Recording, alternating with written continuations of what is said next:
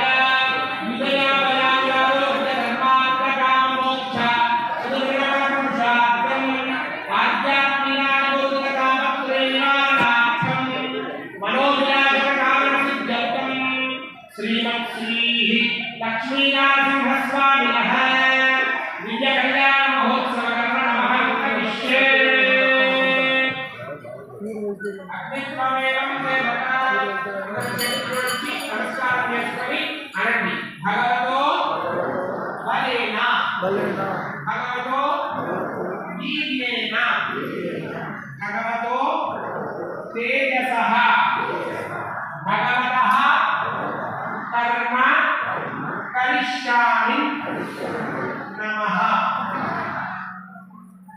భగవంతుని నాకు పొందాలి అంటే పూర్వంలో గురువుగారి దగ్గర నదీ తీరంలో చక్కటి వేద విద్యను అభ్యసిస్తున్నారంటే ఇద్దరు శిష్యులు. ఒకనాడు సాయంకాలం రాగానే గురువుగారు చెప్పారు, అవతలి ఒడ్డున చాలా అద్భుతమైన పురాతనమైనటువంటి దేవాలయం ఉంది, అక్కడ మీరు భగవంతుని దర్శించండి అన్నారు.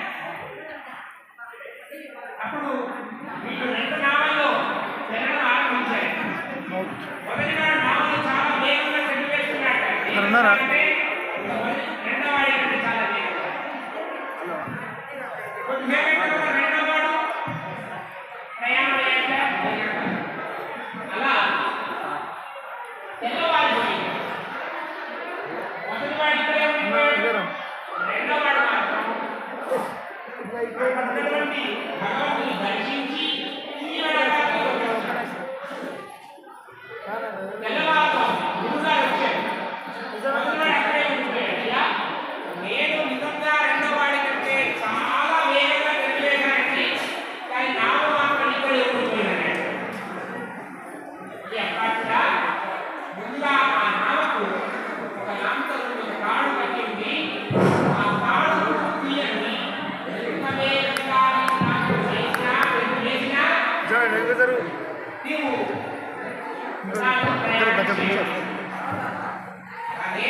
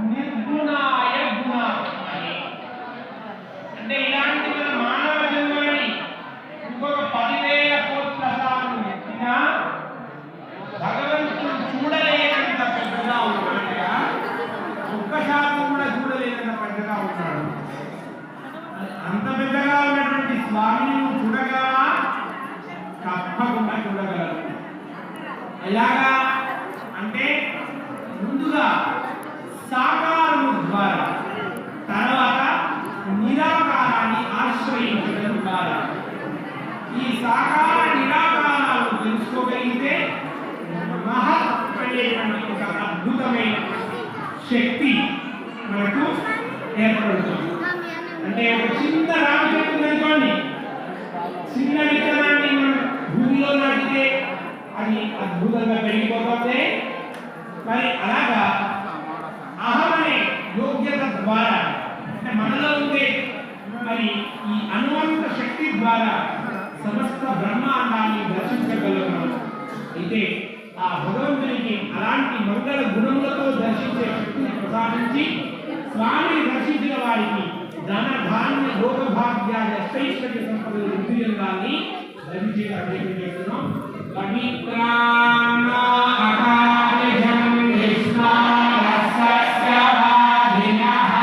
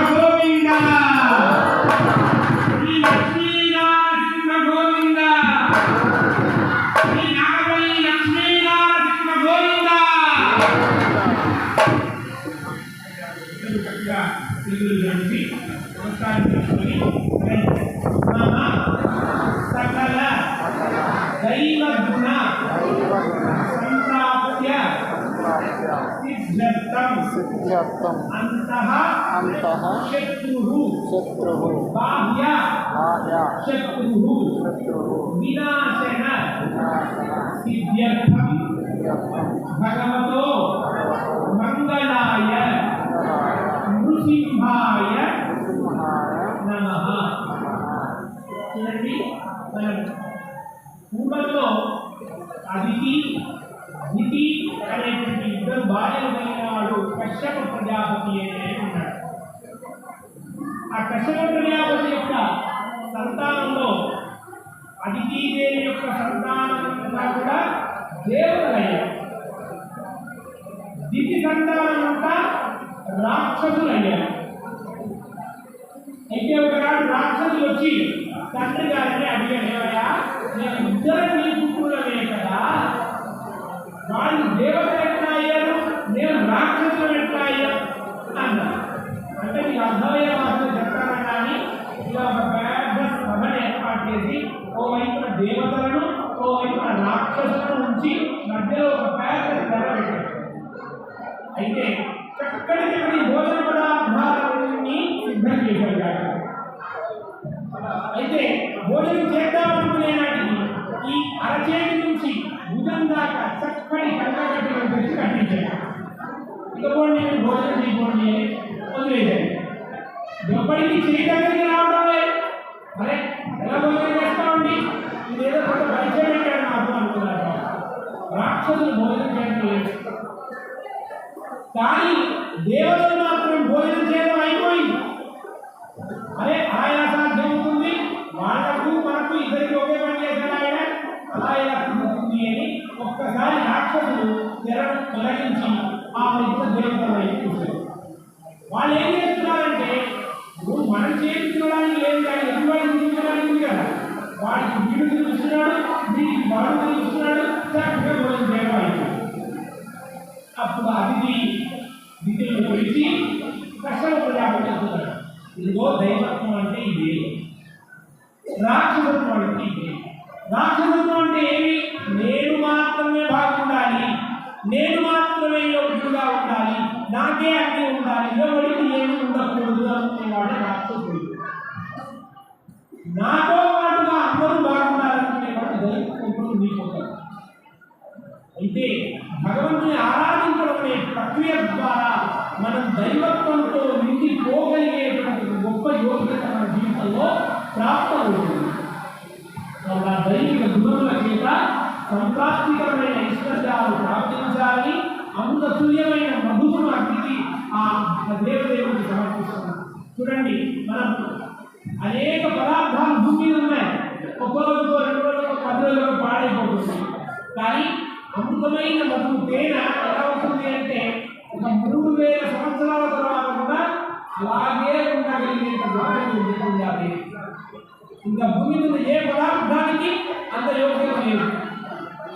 కాబట్టి అలాంటి అమృత మధువాత రుతాయతే మధుక్షరంతి సింధవః మాధ్విర్నా సత్పౌషధి మధురంతో ముపోషధి అని తెలుసుకుంటారు.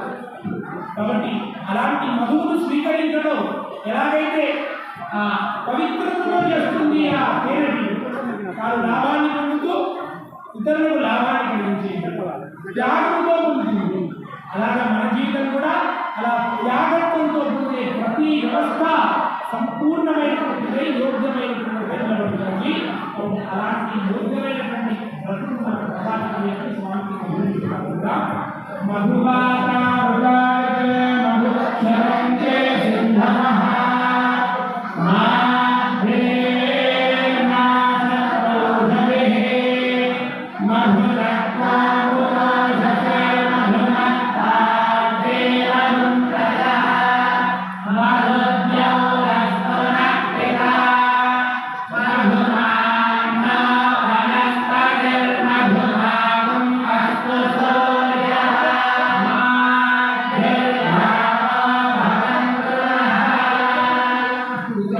సామగానాన్ని చేస్తారు మన యొక్క శిష్యులు.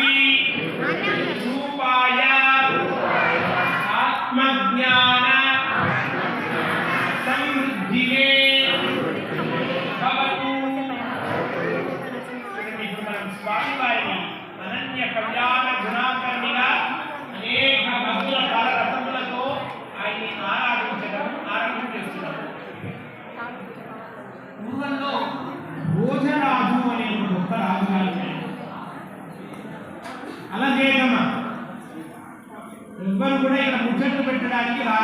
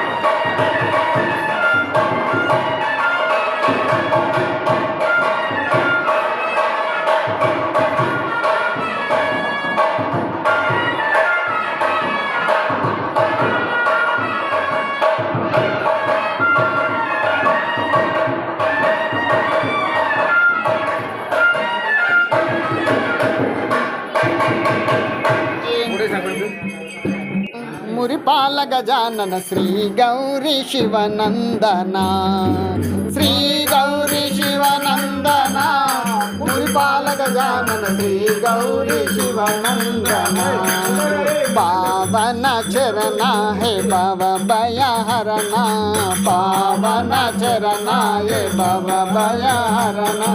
శ్రీ గౌరీ శివనందన, మురిపాల గజానన శ్రీ గౌరీ శివనందన, శ్రీ గౌరీ శివనందన, మురిపాల గజానన శ్రీ గౌరీ శివనందన. ముందు ముందుగా నీకు మనసారా పూజించి, ముందు ముందుగా నీకు మనసారా పూజించు. నవరాత్రులాయందు నీ భజన గావించి, నవరాత్రులాయందు నీ భజన గావించి, కుడుములు ఉండ్రాళ్ళు కడి భక్తి నర్పించి, కుడుములు ఉండ్రాళ్ళు కడు భక్తి నర్పించి, 21 పూలతో పూజింతుమయ్యా. శ్రీ గౌరీ శివనందన, మురిపాల గజానన శ్రీ గౌరీ శివనందన, శ్రీ గౌరీ శివనందన, మురిపాల గజానన శ్రీ గౌరీ శివనందన, శ్రీ గౌరీ శివనందన, మురిపాల గజానన శ్రీ గౌరీ శివనందన.